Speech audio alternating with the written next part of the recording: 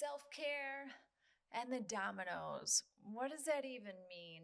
Oh, and aren't we tired of the buzzword of self-care? Actually, no. It's like saying I'm so exhausted from brushing my teeth. What do you mean? Like, is that negotiable? Like, I just don't have to brush my teeth. Okay, well, I guess some of you choose not to, and that's on you.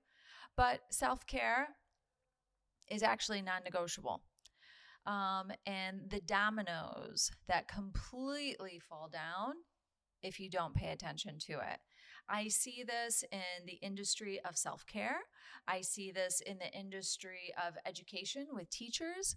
I see this in the industry of banking and economics, of people that are incredibly weary and tired. Now, sure, maybe they chose the wrong profession, the wrong industry to be in because their heart isn't truly passionate about the said thing. That's not what we're talking about, my friends. We're talking about the effect, though, that you not taking care of yourself, the impact that it actually has on your business and those around you. Um, the difference that it makes. Let's because I'm a mom, because I love moms, love them. When mom doesn't take care of herself, mhm, I hate that phrase. Mama ain't happy, nobody happy, because it insinuates that she's like stomping around or something. And she's not always stomping around. She's like falling down. She's falling down out of agony, out of pain, out of weariness, out of tired, dehydration, just to name a few. It's not because she's passive aggressive and cruel and a pain in the ass. That's not the case. Sometimes those stereotypes or memes will allow that, and we can joke along with it. We can have the funny faces, and oh, I totally understand what that's like. Moms are guilty so much of this because they put so much heart and work behind their families and raising children and supporting spouses. Um, Please know me saying that does not take away from the partners or any of the male genders, okay? It's not. But we always have to acknowledge the counterpoint, right? So you've got to figure out what makes you tick. How do you function optimally? Is it how many Stanley cups that you fill with water? Is it how much sleep that you get at night? Is it the emotional bonding that you do with your partner each week of connecting with them? Is it the quality of the family time that you have? Because sitting on the couch and scrolling is not the quality time, right?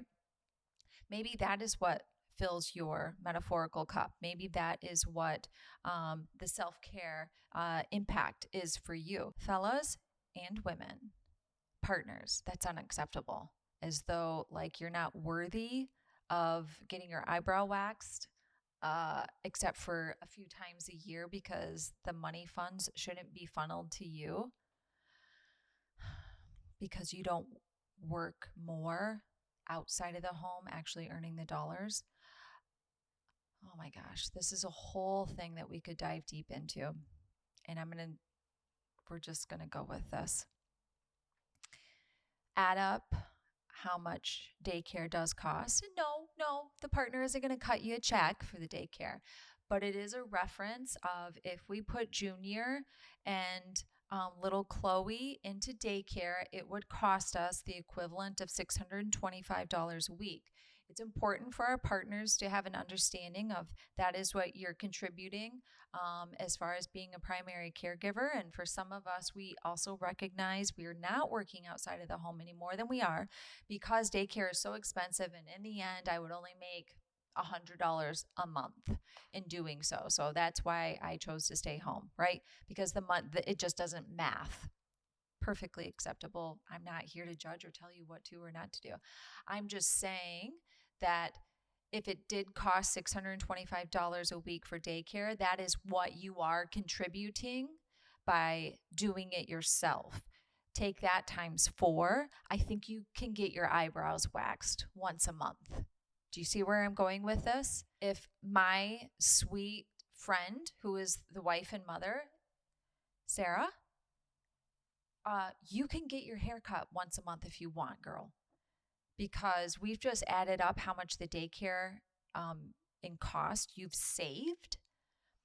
If you want to get some highlights every month, I think you can, because you're saving your family over $2,400 a month. Yeah. Now, if you have financial goals within your household, you're amazing. You're cool. But let me tell you, Paul is not getting his haircut left less often. Why is he not up for negotiations of self-care? He's not. He's not up for negotiation of when he's going to get his haircut. Nobody wants to look at that. But why does she have to?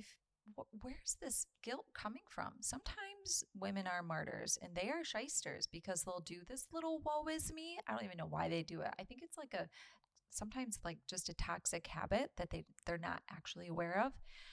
But that's another conversation as well. And I was getting tired of it. I was getting tired of the sadness of how much I charged.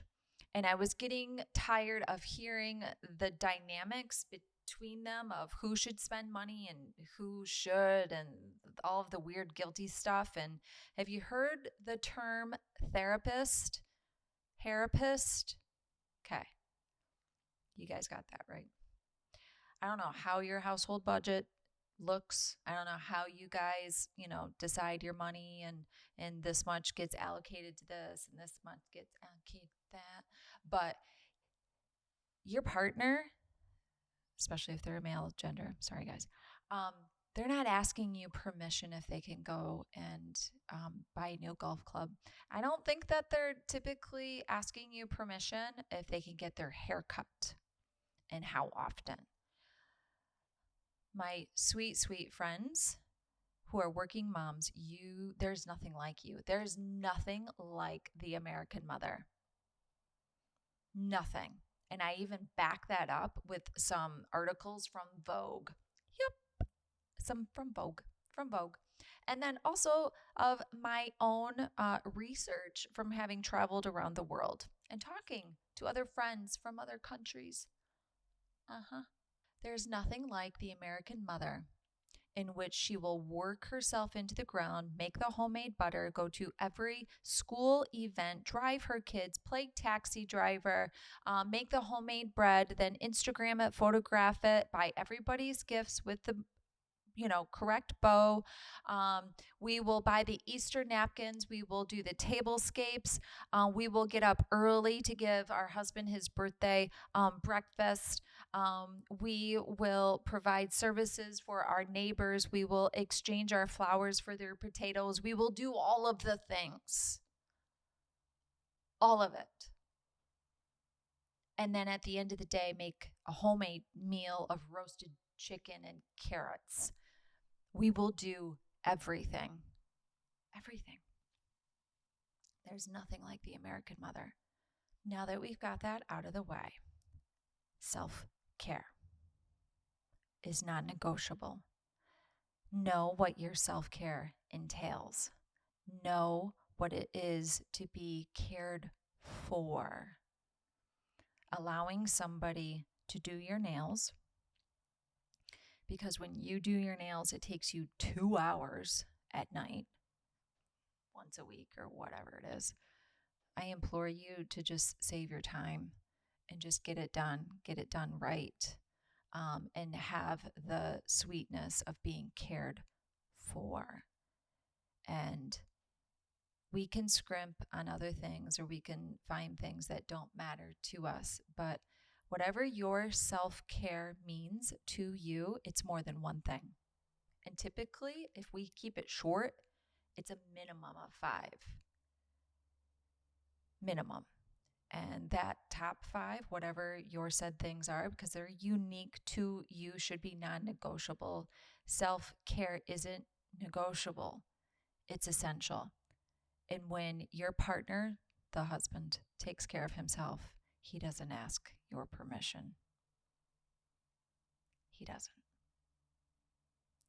And I love you guys so much because I have seen lots of martyrdom around me. I've cared for the most gorgeous of martyrs. What are your 5 things? Let them be non negotiable. Be honest with yourself. Look in the mirror. Have the self awareness. Be brave and have the courage to actually answer it correctly. And then love yourself enough that it becomes non negotiable. And you don't ask permission if you can do this or that. You do whatever it takes to make sure that you are 100%, that you are cared for. Because when the waves come, when the wind starts to blow, when things go sideways, your dominoes are not going to fall because you've chosen to build your home and your family and cultivate it so it is strong and healthy and you don't fall down. And it's not a matter of if, but when those wins are going to come, and to be able to have that confidence in yourself that you've done everything possible to care for yourself with the self awareness and the bravery and the courage, and that you stand firm in your house. And ladies, guess who's watching? Your children. You show them the compromise. Doesn't mean we're perfect. Let's not do that. Don't do that bit. Don't do the regret thing. It's not cute on anybody. You don't compromise in taking care of yourself. Ever. No. And I don't want my kids to compromise in taking care of themselves. I don't want them to become professional martyrs. I want you to use your talents. I want you to care for your families. And I want for you to be the healthiest, most amazing human that you can be, and look back on life with no regrets, that you loved big and that you lived big. You went all in. So I love to chat. You can always find me on Instagram at quinn.buys, where we can continue the conversation and support one another in moving in our community and contributing in amazing ways. So hold tight, friends. Until next time.